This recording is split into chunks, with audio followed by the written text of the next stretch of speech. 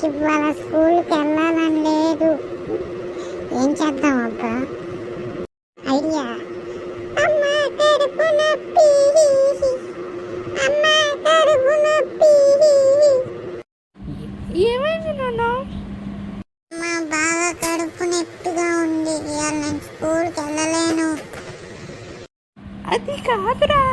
అది కాదమ్మా, నేను బతకటం కన్నా స్కూల్కి వెళ్ళటమే ముఖ్యం అమ్మా. సరే నేను చెప్పేదండ్రా.